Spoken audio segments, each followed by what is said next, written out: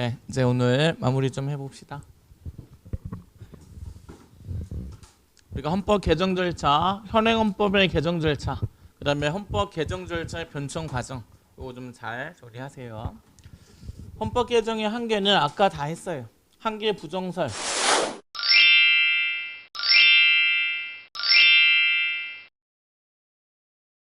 헌법 개정에는 한계가 없다. 법실증주의자들 이런 내용을 얘기하고 있고요. 그 다음에 한계 긍정설, 칼슈미트, 결단주의, 헌법과 헌법률로 나눠서 헌법은 개정할 수 없다 이랬죠. 그래서 헌법 개정 권력의 한계를 인정했습니다. 그 다음에 그 외에도 통합론자들, 자연법 사상가들은 헌법 개정에 한계가 있다. 재정 권력에도 한계를 인정한 사람들이 있잖아요. 이 사람들은. 그래서 그런 것이다. 실정법상의 한계, 요건 아까 얘기했어요. 개정 금지 규정을 헌법에 두고 있는가, 요 얘기를 하는 겁니다. 개정 금지 규정. 일단은 독일 기본법에 두고 있어요. 걔는 인간의 존엄과 같이 연방제도, 미국도 연방제는 개정 금지 규정입니다. 미국 연방제가 깨지는 순간 소련처럼 되는 거예요. 해체가 되는 거예요. 소련. 우리가 소비에트 연방공화국이죠.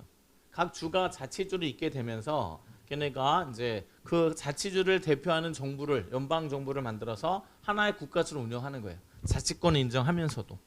자치권 인정하면서도 하나의 국가를 운영하는 게 연방제인데, 연방을 해체하는 순간 미국이라는 나라는 없어지는 거예요. 소비에트 연방공화가 해체됐죠.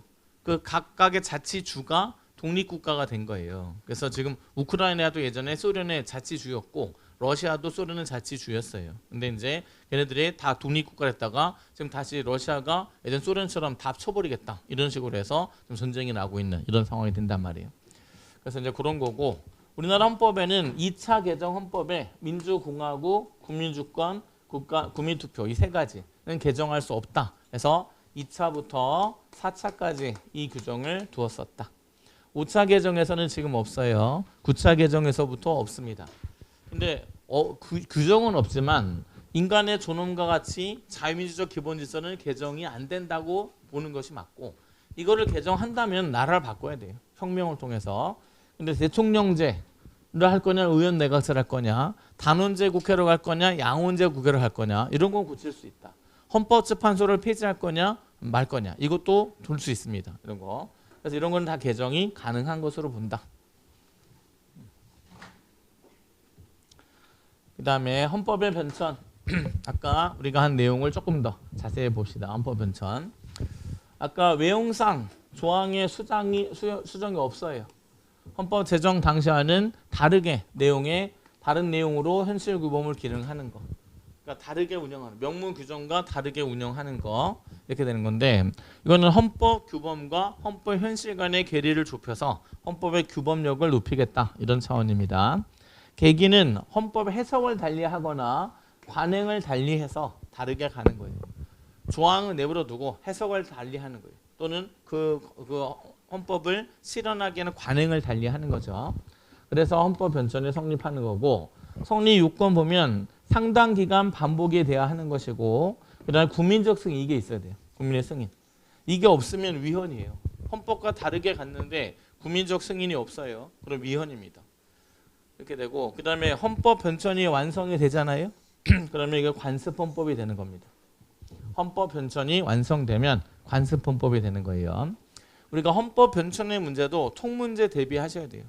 나온 지는 꽤 오래됐지만 이게 이제 헌법 변천도 난다면 통문제 거리예요. 그래서 통문제에 대비하셔야 돼요.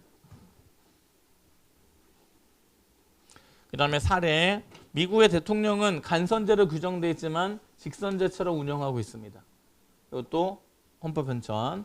일본이 자위대를 통해서 전력을 보유하고 있는 거, 이것도 헌법 변천.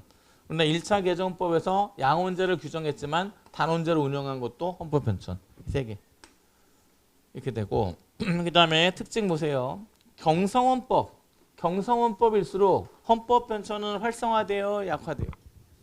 활성화된다. 경성헌법은 헌법 조문을 고치기가 어렵잖아요. 그러니까 고치기가 어려우니까 변천으로 따라갈 수밖에 없는 이런 상황이 되는 거죠.